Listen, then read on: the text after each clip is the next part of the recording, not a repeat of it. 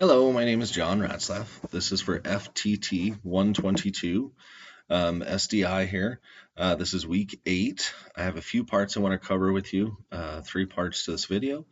The first one I do want to just talk about is going to be going over our dummy cartridges that we got. Before, I disassembled a 7mm and a 270. Today I've actually disassembled and drawn to scale, which I'll go into the 38 special and the 9mm Luger here. So I've got both of these here. Maybe I'll just switch down this camera so we can take a look at this stuff. So real quick, just so you guys can see on the screen. So this is going to be our 38 special, and this is going to be our 9mm Luger. What I have drawn here also is like we learned in class before, and then we've seen some videos, is I've actually shown I've drawn up our 38 special here, and then I've also drawn our 9mm here. I've taken from the book in of itself a few things which I'll get into in one second, but I did just want to point out here real quickly that I did disassemble both of these with our bullet puller here. That'll go for that 38 special and the 9mm. So our biggest thing that I like, well, what I did is within drawing these, so I traced them like the video shows, and then I also went in and got our information. So this kind of more or less goes into part 2 of this. But so in Cartridges of the World, our textbook, if you go to the back of it where like the indexes are just, it is going to give you a big list instead of all the description. You can actually go there and it's going to give you the measurements for each one of these cartridges. So what I want to just go over first though is this 38 special. So the book here says the neck is 0.379, the rim is 0.440, and then the bullet is 0.357. All of this is going to be highlighted written in the blue, and then the green is the actual measurements that I took myself. I actually learned quite a bit about this. I had to spend some time to really kind of hone it in to make it work, but just as an example, this is what you would do here, and just want to briefly go over here how we're getting these measurements. And this one for the 357, I'm actually getting exactly 0.357 for the bullet. Same thing for the neck here on this guy.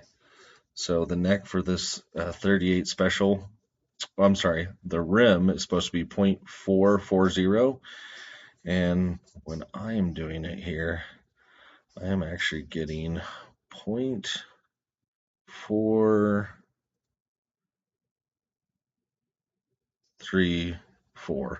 So pretty close. Biggest thing too is I did the exact same thing with the 9mm. It's very easy to get the measurements here for your rim. My rim itself for the 9mm Luger is actually 0.389, and in our book it's saying it's supposed to be 0.393. Same thing with the neck here. So the neck for this 9mm, it's actually 0.380. I was able to get it pretty close here, and we're actually coming in at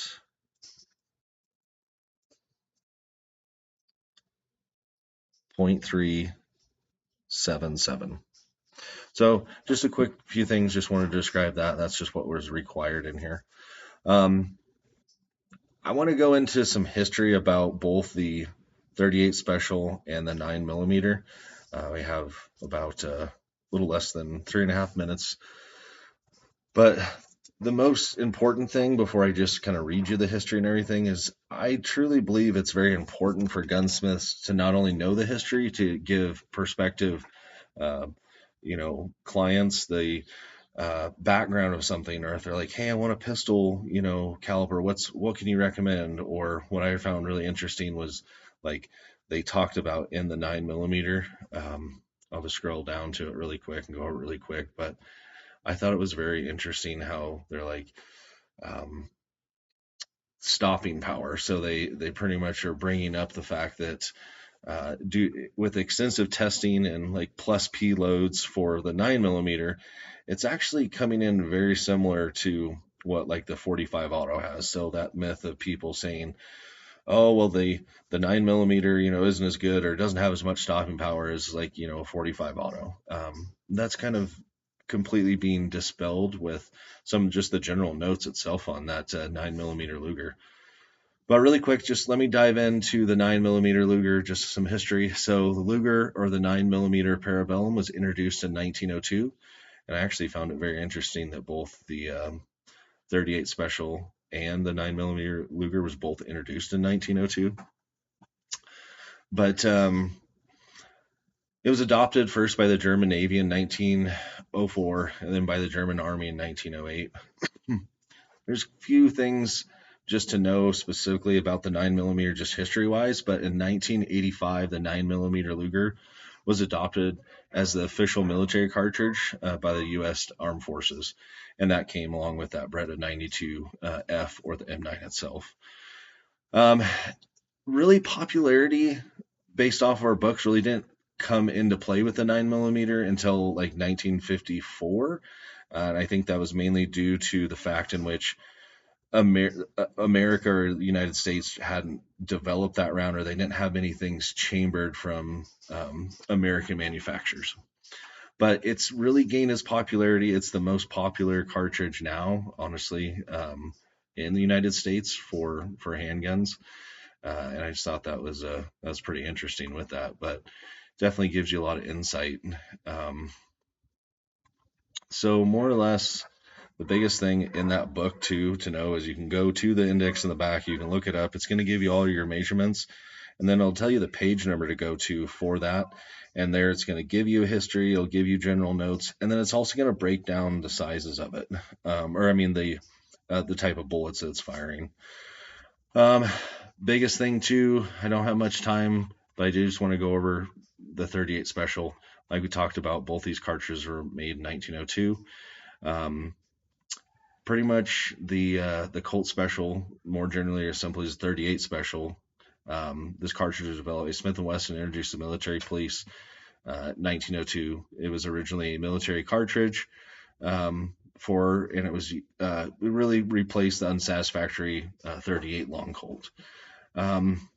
Found it very interesting, but more or less just to highlight just with time frame, I do just want to let you know that so several different, like Belgium, Brazil, the German, the Spanish, they also made 38 revolvers.